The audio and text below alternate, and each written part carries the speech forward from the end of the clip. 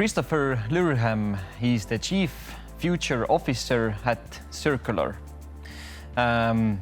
Christopher has also written a groundbreaking thesis called Regenerate the Economic Machine on how usership, AI, and circular design could reshape the global economy. He is a visionary thinker at the intersection of technology, sustainability, and business strategy.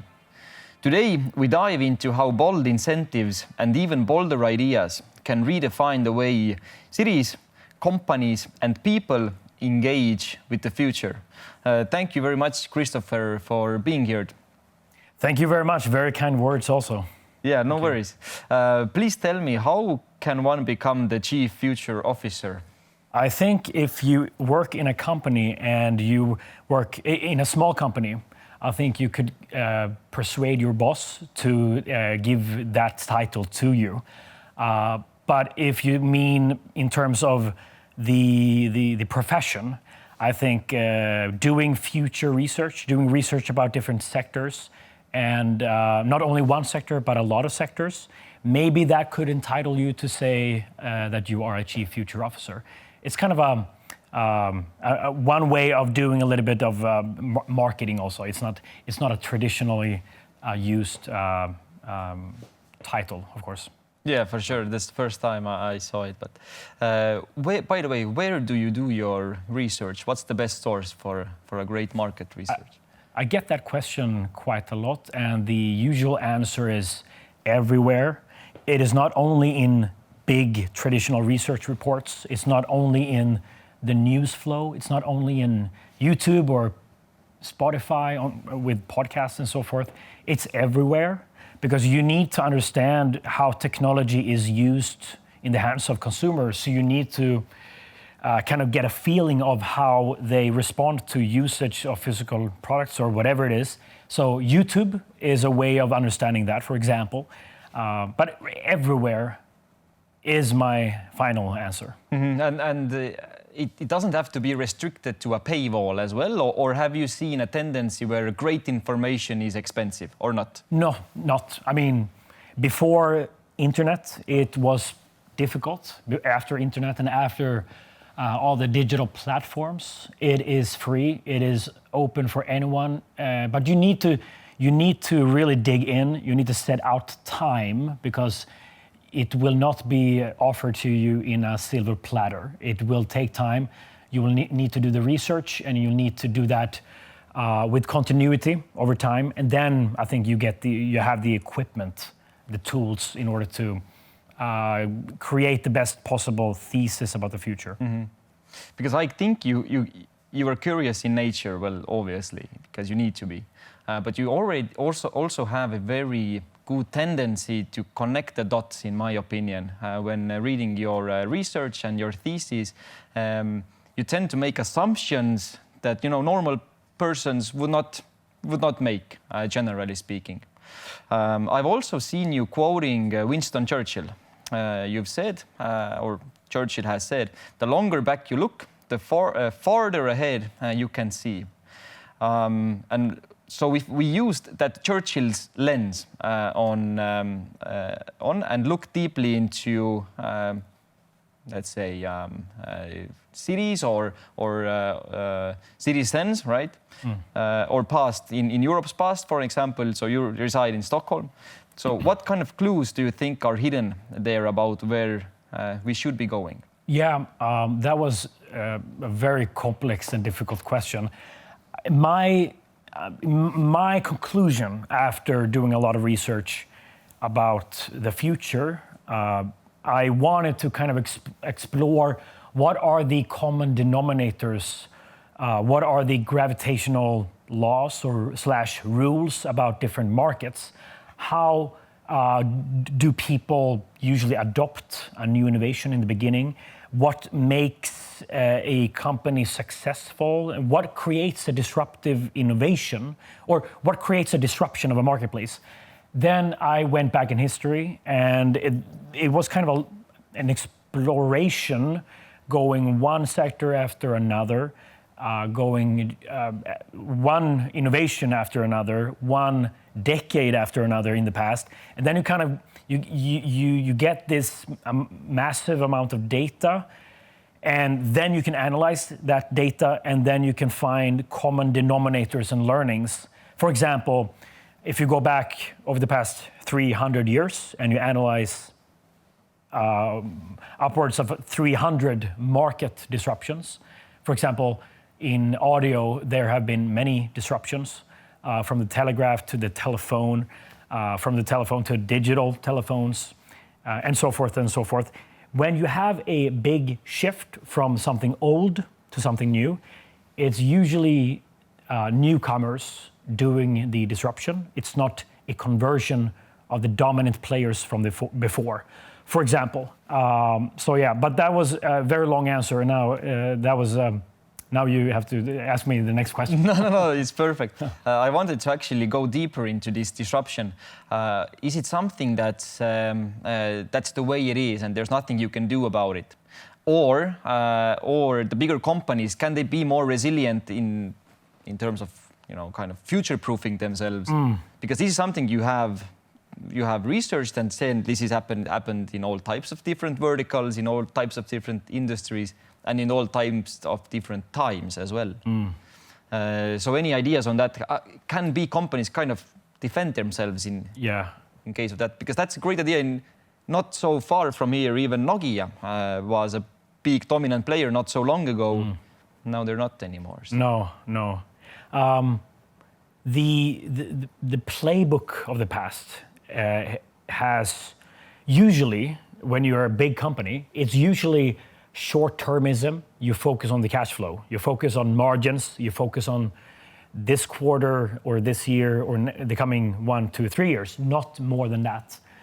That's usually the playbook of a big company, and that's not the recipe for sustained successfulness, sustained competitiveness.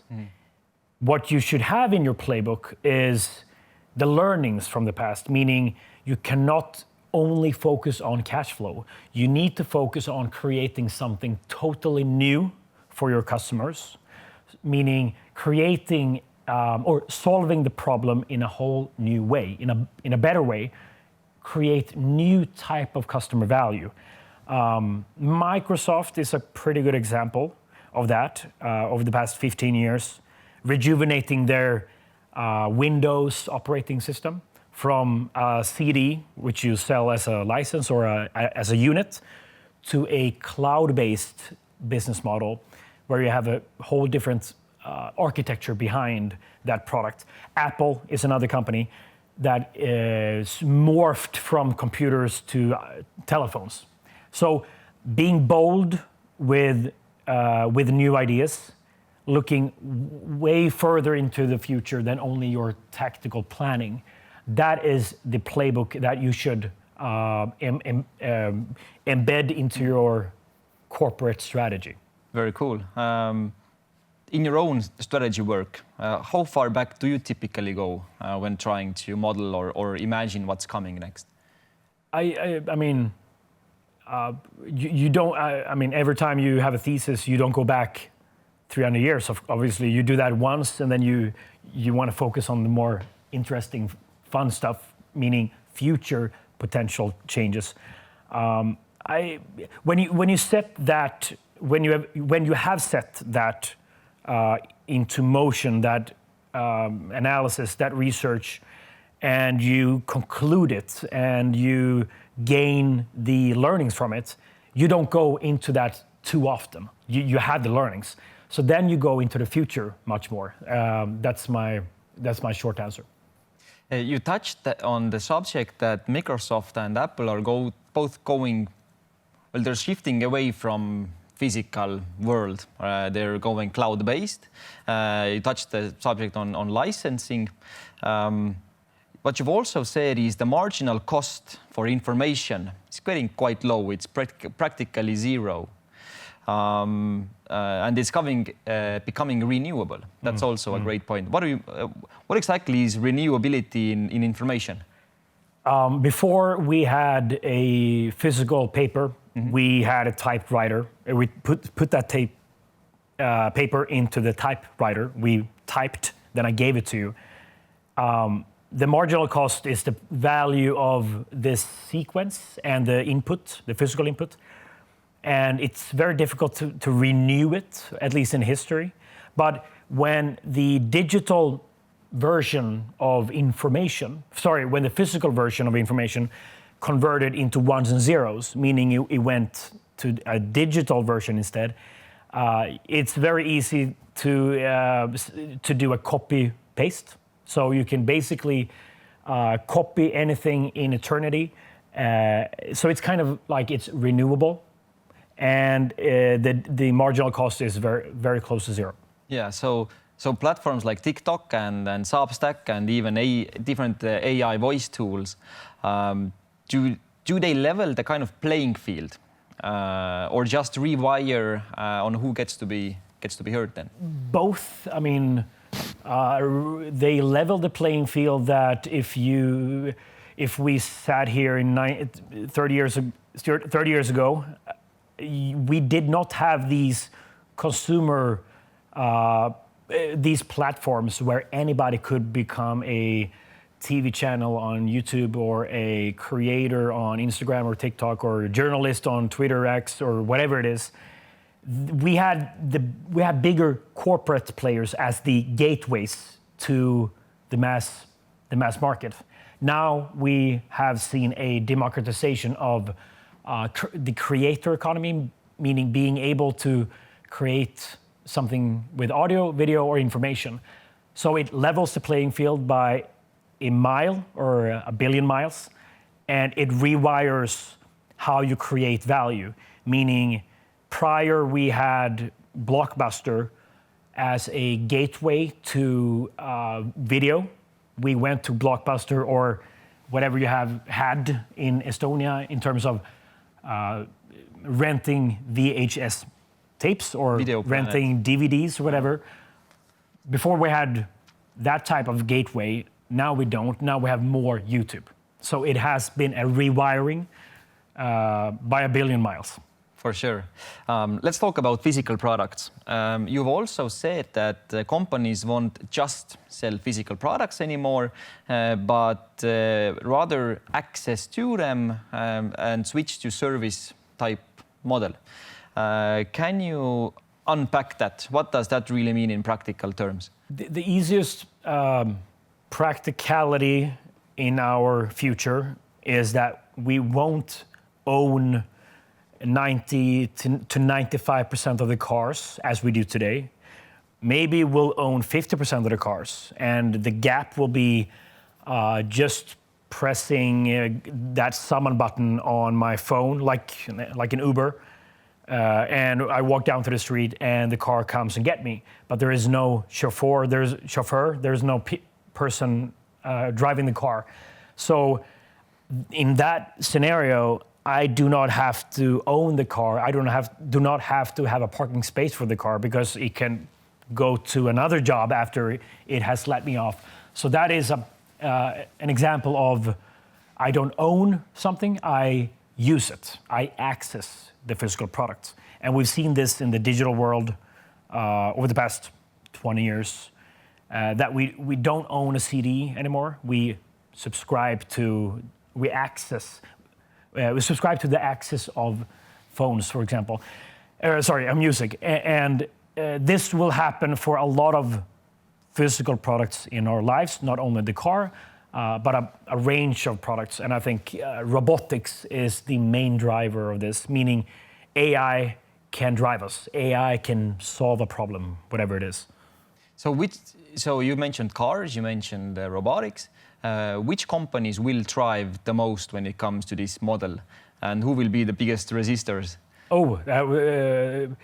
Which companies? I mean, which type of companies? Which type? Yeah. What we see now is that companies that are manufacturing companies that are AI native, meaning let's say I am that company now. My North Star is to create a customer value in a whole different way than right now. Right now, for example, in the car industry, there are some players like Alphabet or Google, you have Amazon, you have Tesla, you have a range of other companies as well. Their North Star is not selling the amounts of cars. It is selling access, selling subscription of autonomous mobility. So my answer is companies that are sprung out of the AI revolution, robotic companies that are able to solve customer problems in the physical world in a whole different way. Yeah. And the incentive is not the economic one, or is it that? So that's still the main driver behind this, or not? What do you? People will always be driven by the economics. Okay, so that's still the main underlying. 100%.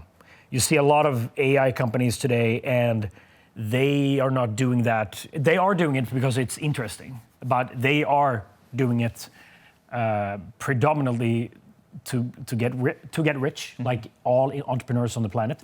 But then there are a lot of companies also that wants to create a better world, of course. So it's a plethora, but economics is definitely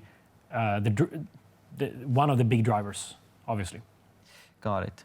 How does this shift change on how we design our cities? You mentioned parking will be a thing of the past. You don't need to park your car anymore because when the car has completed its service, it will go to another job. So parking lots, garages, private storages, are they all thing of the past? Or how does our physical world around us change with how the economic models change? Parking is, I don't think there are a lot of people listening now or watching now that feels like when they go up in the morning and I'm like, yes, I'm passionate about parking. There are a few parking companies, obviously, but if we can strip out parking in our lives, I think that's a good thing. I think that's what people get passionate about. And there is a study by a professor at, I think it is University of Oregon in the US, saying that if or actually when we have autonomous vehicles roaming our streets in 20, 30 years from now, this will not take 5 years, this will take a lot of time. We don't need 90% of the parking spaces that we have today. You could have the same analysis you could have done the same analysis for retail stores 15, 20 years ago. Now in many parts of the world, commerce for clothing, for example, has gone 50% online. And then we don't have 50% of the square meters in stores anymore. And all of that have gone to drinking coffee, for example. We go out to drink coffee a lot more, maybe bars and restaurants also. So we will definitely have a massive transformation of our cities. We won't have as many parking spaces anymore, for sure. And by the way, an incredible fact is that roughly 30% of a regular city in Europe and in the United States, a little bit more in the US, is parking spaces. For example, I think in Washington, D.C., it's 40% of the area of that city is parking spaces. We don't really see it, but it's all over the place. Yeah. Let's talk about AI. And you've also said that manufacturing is coming back to the consumers or very close to the consumers. Can you unpack that kind of whole topic? I think when, for example, spinning on the car topic, when we buy a unit of a car, the whole thesis behind the making of the car is that it won't last forever. It will last, in average, 11 years right now. The average has gone actually up a little bit over the past 20 years. But it's planned obsolescence. That is true for every product almost on Earth, except for, I don't know, railways, or at least the ambition of it. And that is the core incentive for physical manufacturing companies all around the world, making products so they won't last forever. But when you sell me or anybody the access to a car, meaning the car service, and I don't own the car anymore, it's more economic for the manufacturer of the car to make the car so it lasts as long as possible, because that maximizes the cash flow. If you have a longer time span of the car, lifespan, that's much better. AI enables a car, enables a robot, enables a lot of things in society to do the task for us. So we can simply press the play button on a physical product, and we don't have to buy the product to own it and use it as a tool, like a car. So AI enables products to become robots, essentially, which creates a new incentive. And what's that incentive? To be around as long as possible? Yeah. What else is there?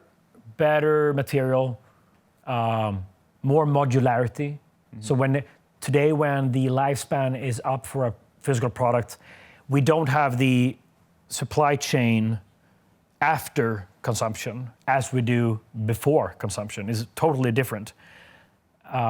So planning for it to last as long as possible, and planning for stripping the components, the organs of a product, so parts of the product or the whole product becomes a new product. That is a massive change of incentives that is needed to change our global society. I have very few examples where regulation changes an entire marketplace. It is most often, roughly 90% of the time, is someone new changing the game of an industry. And when that happens, you change the incentive for that industry, no matter what the effect of the incentive. What you're talking about now is lower carbon emissions, kind of. What we're talking about now is lower carbon emissions. Mm-hmm. You have also said that humanoid robots will take manufacturing jobs. Yeah. And how far off are we in terms of that future being present? Boston Dynamics is a company owned by South Korean Hyundai, and a couple of weeks back they deepened. I'm not sure of the exact structural partnership with these two companies, but what happened was Hyundai, I hope I'm right now, otherwise it's very embarrassing. It is Hyundai, I think, said to the world that they will buy tens of thousands of humanoid robots from Boston Dynamics. And I think in the short term, they will buy 10,000. So we are right now in the very beginning. Also, BMW has put robots to work by purchasing robots from Figure, an American company. You have Amazon buying robots into their warehousing. You have Tesla having their robots in their factories. In China, it's going very quickly. So we are right now in the very beginning of that adoption rate. Mm-hmm. You had something to show as well on terms of that, or? Yeah, here. It would be really cool to get some visual. Here's a video. I'm not sure if the viewer sees it behind us or in a graphic, but here is Amazon, for example. And this is actually happening, or is it just like a demo project? These are different types of videos, both demos. This is a demo, but it's walking inside a actual factory. This is a demo, for example. So there's a bunch of robotic companies right now, general purpose robotics that can do a lot of different tasks, and they are growing up really fast. Every month or every 2 months, you have quite powerful new data on capabilities of these robots. So I think this is Walt Disney, for example. So there's a wide array of companies. Here is I think it's a Norwegian company called 1X Technology. Here's Boston Dynamics robot, looks like a hot dog. Here's a Chinese robot. this is happening right now. And if you're looking, if you want to learn more, I think YouTube is the place, because I watch obsessively way too many videos on YouTube on this topic. Here is the world's first marathon runner that is a robot. Wow. In China. Does it scare you? An honest question. I mean, if you've seen Terminator, yes, of course. I think there is so much upside. There is a lot of downside. And the upsides, you have mentioned that it will bring back manufacturing to these high wage areas. Yeah, I mean, unpack that one. I think we can all agree that we have an increasing level of protectionism globally over the past few months, especially past few weeks. That's a strive for taking back manufacturing jobs to a high wage country, specifically in the United States, where I alluded to before with all the things that are happening now with tariffs or import taxes on consumers in the country that applies import taxation. But robotics is the main story. Tariffs will be a temporary thing. Robotics, meaning having a factory with much better economics in a high-wage country, is something that we will enter. Right now, it is much more expensive to have a factory in Stockholm or in Tallinn compared to in China or Vietnam or whatever it is. But if you have a robot that can work 99% of the time, we work roughly 20% of the time only throughout all the time of a year, and they do it to a lower cost and better capability, all the boring stuff, that will enable many more factories here again, or in high-wage countries. And that is not only about factory workers or jobs inside factories, it's also about the logistical infrastructure, moving products after you have produced a product in a factory, all the design people, all the startup companies that are sprung up from this potentially massive wave that is coming in the coming 20 years. So you have a multiplying effect. It's not 1.0, it's 1.5 in terms of how many jobs. I think it might be one of the, just like we outsourced jobs, we can reshore jobs. Offshore versus reshoring, I mean. It's often said that software products scale very easily, and hardware doesn't. Investors, well, there are some investors who mainly invest in hardware, that's for sure, but usually investors like the software products more. Yet you have said that the next wave of unicorn companies would most likely be rooted in some type of physical product world. Why do you think that tide is turning now? I think there are many moving variables. Just to touch on upon software. Right now, anybody could create a code base, meaning an application or a website, by simply saying to an AI what I want. When that happens, in the coming 20 years, over the coming 20 years, we will have a massive democratization of digital manufacturing, and that will increase the competitive level in the software space. So it will be more difficult to create a unicorn in the digital world in relation to the physical world. And I think that AI in the physical world, that's the main story of AI over the coming decades. So far, it's been in the digital world, but our GDP is 85% physical and 15% digital/services. And AI, I think, will mirror that. And if that is the case, we will have more big, new coming startup companies in the physical world. That's my thesis. And you see this happening in Europe, in Asia, in America, or is it something geographically very unique to a certain place, or is it like a global change in your opinion? Global, but more regional than global, because I think China and the US is driving this. That's the data right now. Compared to Europe, which is historically much more traditional. We maintain more than create in general. So the US, China, much more than European unicorns. Yeah. So reshoring is inevitable. And as robots lower labor costs and proximity to customers becomes, more competitive and more cheaper.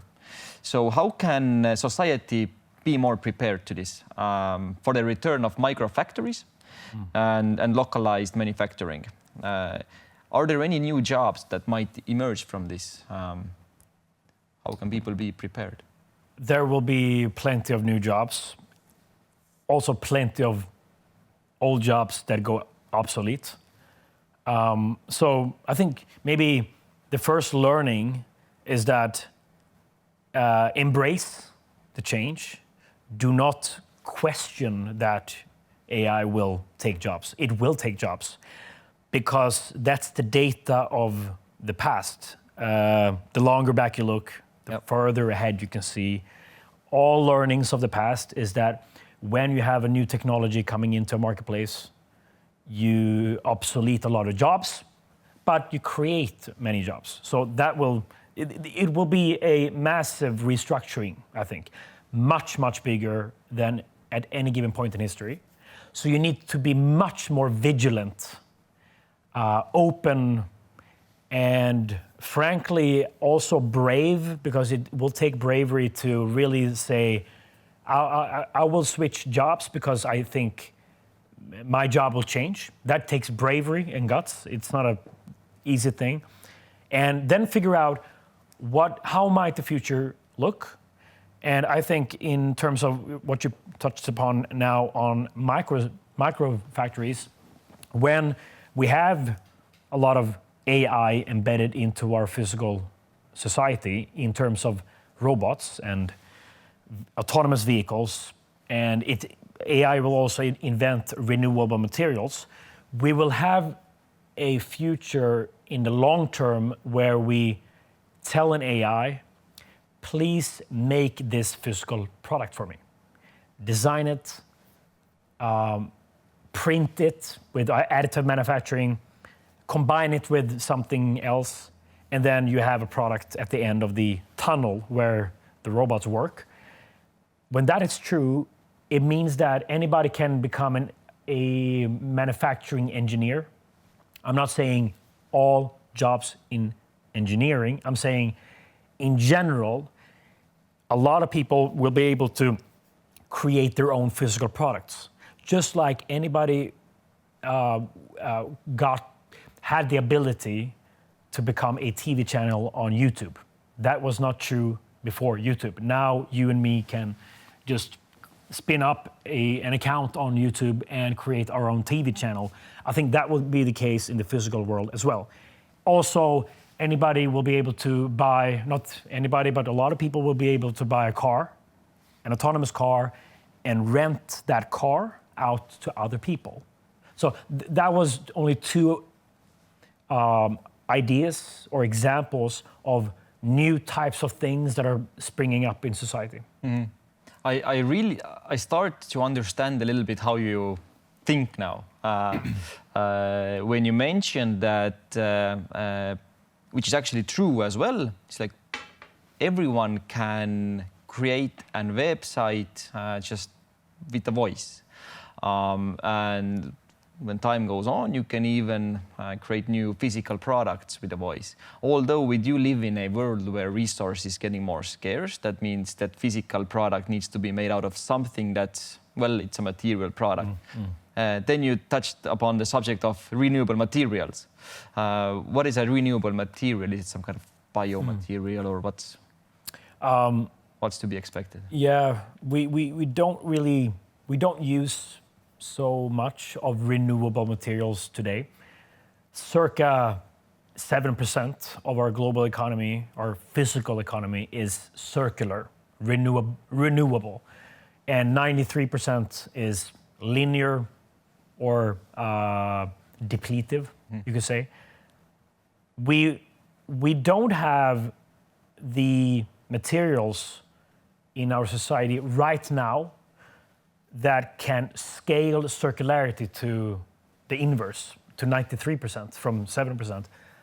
There will be a lot of new materials coming, and AI can invent so many synthetic, theoretical combination of atoms and create new molecules, whatever it is. I'm not smart enough to understand what exactly they will be. But I think, for example, we will replace plastics with something that is much better. Plastics cannot be renewed after a certain recycling cycles. A PET bottle, for example, is only able to be recycled a few times. Then it is usually put on landfills, burnt up, put on into our nature, in our fishes, in our bodies, whatever it is. So the innovation for renewable materials is now taking off. But in order to get all big bucks coming into the space and really investing, you need a new incentive for the materials to have a place in the world. Otherwise, I'm not sure if you have the economic upside. AI and the business model of usership enables, supports more investments into renewable materials. We've talked a lot about renewable energy since the beginning of the 1990s, but not materials so much. I think this is the big wave coming soon. And when do you see this change really happening?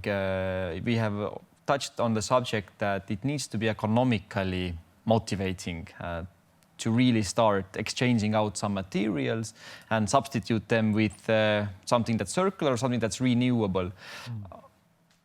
So my question is, do we have to make the traditional material, would it be wood or other, that's currently used, or let's say oil-based product? Yeah. Do we need to artificially make it more expensive and kind of incentivize people to buy more circular use, or it will happen anyways, right? It runs out eventually, right? So it will get more expensive by default. So what's your thoughts about that? A lot of things to unpack in that question. I don't think it will be an inevitability. So far, we've increased our global population from 500 million to 8 billion in only 400 years or something like that. And the per capita usage of materials is increasing. And more and more people are entering the global middle class. So we have structural forces toward linearity. So circularity has decreased over the past 5 years from 9 to 7%. So it's going in the wrong direction. I don't think it is inevitable. I don't think it will be scaled due to regulation and our collective view of all voters in a country that let's only use circularity as the economic model and the inputs into the physical economy. That's not happening. The inverse is almost happening. Historically, it is one effect after another building on top of each other and then unleashing something new. I call that a domino effect, or you could say it's a stepwise, but I call it a domino effect. So when talking about this AI revolution, enabling a new business model because the AI can do the work for us, enabling more investments into renewable materials, that's my way of saying there will be a domino effect. that will enable... show as well on the domino effect part, no? Sorry? You had something to show as well on the domino maybe part. I vaguely remember you. I think so. Let's see. Yes, I do have on this slide for actually. Listeners as well to visualize. So, in my view, there's a lot of focus on the last domino brick here, up onto the right. Peaking pollution, carbon emission equivalents, and also reversing. There's a lot of focus on that. There's a lot of focus on targets. In my view, it is not the right focus. It's like we are competing in who has the best targets.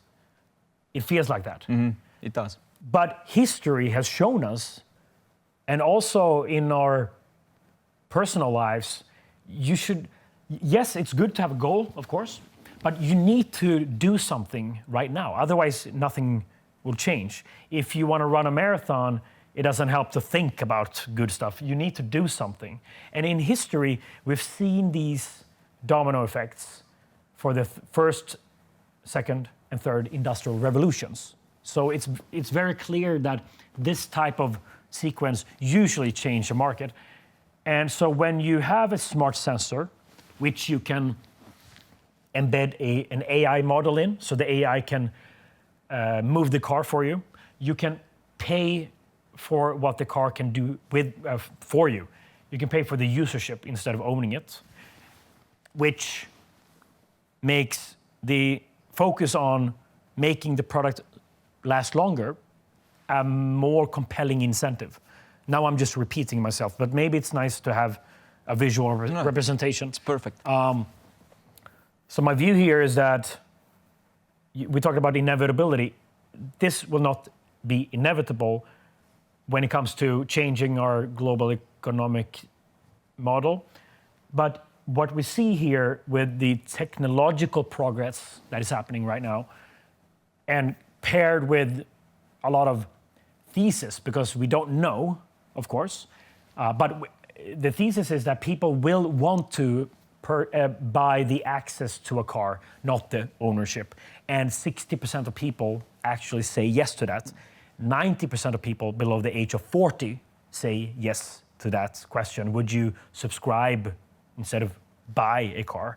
So we have some data supporting this claim. So yeah. And we're currently at the first. Yeah, first. So how long are we until the last? Is it 2050? Is it 20? Probably 20 years or more. 20 or more? I think we'll see major effects. In the coming 10 years, we will see the what do you call it? The explosion of the early adopting companies, early adopter consumers. That explosion will be everywhere in our newspapers, in our TVs and so forth. But in terms of our global economy with 8 billion people, it'll take a couple of decades to really move the needle, I think. So the fine line between, let's say, buying a service or buying an access to a product versus owning it, where exactly do you draw the line? You mentioned that 90% of people under 40 would agree, or would it would be acceptable to them to actually rent a car or service of a car. Then the world would become, or the world that you're kind of visualizing is that private would become very. So it's a very rich thing to own things. Is that true, or? No. Or not really? I don't think it will be an issue of where you are in the income, the wage ladder. I don't think it will be that way. It'll be, do I want to buy the convenience or not? Just a choice, matter of choice. I think so. I think so. But I have not done that research yet, so I'm just making stuff up as I that's go okay. Right now. Yeah. I make stuff up all the time. So to conclude a bit, then I want to quote you. You've said that the game of disruptive innovation is both so extremely complex, but yet so simple. Simple because as long as you created an improved customer value, you will get rewarded. But complex because the road to improved customer value is a wild one. It's certainly not a straight highway. Secondly, the future has always favored the brave. And thirdly, the future favors entrepreneurial spirits. My question is, can it be cultivated or not? Or do you have to kind of be born with it? We don't have to be born with it. Really? I don't think it is the human DNA that will determine if you're an entrepreneur. But cultivating it takes not decades, but many, many decades to create a new culture in a country. There is a lot of discussion now about Europe Inc. or Startup Europe versus the US. There is a revival that is amazing to see because the culture in Europe is way different from the United States. They have another culture in creating something new. Or contra Europe, we have more maintaining. Preserving, yeah. I think that we need a new type of mindset which is not easy to create because it takes decades. It takes a new way to educate students, children. It takes a more emphasis on creating a company instead of being a worker. I think that I think I'm right that in Sweden, for example, the education system is more helping you to fit into the current society, in a current employer, at a current employer's company, not creating your own company, as in the US is more emphasized. It's way different. Now I forgot the initial question, but it's about culture, and it's about not focusing on taking the big companies into the future only, taking the current society and transitioning that into the future. The focus, I think, should be, let's create something new, a new company that solves the problem. Because that is the story of the past. 90%, roughly, or let's say 80 to 90% of past market disruptions stem from newcomers coming into a market, while 10 to 20% is the old legacy companies, the dominant players, actually converting themselves. So the story of the past is not transitioning. The story of the past is let's build something new. And I think culture will take decades, and but it's a massive upside for Europe. But I think focus should be on creating a company, building startups more than it is right now. Awesome.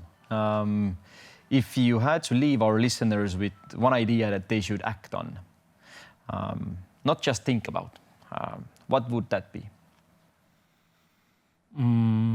I think in order to really understand the power of AI, you need to test the digital applications with your physical hands.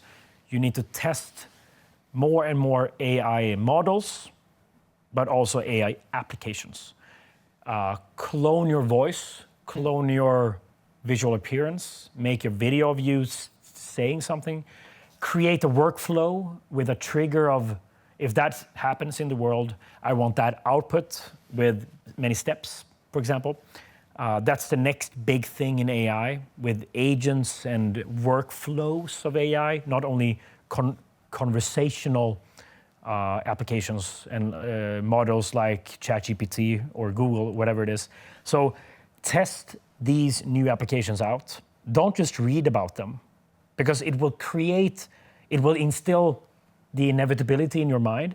It will create more ideas on how to use it and create a company. Because I think in a year's time, it'll be drag and drop, plug and play, no code, 0% code, applications that will help you create your own company. You won't have to have all the expertise in-house. You can just describe the AI to create the expertise, kind of. So test the applications, cultivate an idea. If you are inclined to create a company in the digital world, cultivate it and validate it is super important, because you will be able to create this company if you are kind of curious and interested in testing out the applications. So be adaptive, be courageous, test the stuff out, not just read about them. Yeah. And go out to the real world and really apply them. It sounds kind of cheesy, but it will be very true. And this is inevitable, so you might as well embrace it. You might as well go into it, lean in, I think. To end this episode, where can people follow your work and or dive deeper into the future thinking you're building with Sircular or without Sircular? So how can people follow you? You can go onto my LinkedIn, just search LinkedIn for my name, or you can go onto the company that I'm working for, Sircular, but not circularity with a C, it's Sircular with an S.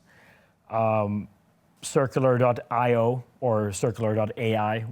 We'll have both soon. And you can check out our research that we do. You can also search for Sircular on LinkedIn. We do a lot of research on this field, the AI field, but also other industries.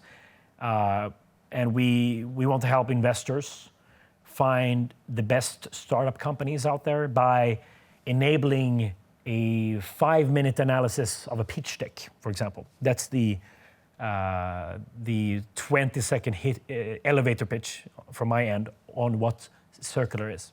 Really? How much is it? Just for a quick side note. How much what? How much per pitch deck? You mean money? Is it paid per pitch deck or how does it work? It's up in the air. Okay. We are validating the marketplace. And I think there are a lot of people that wants to pay for it. So we're now in discussion on how to create the best possible product in the marketplace. Really cool. Thank you again. Thank you so much.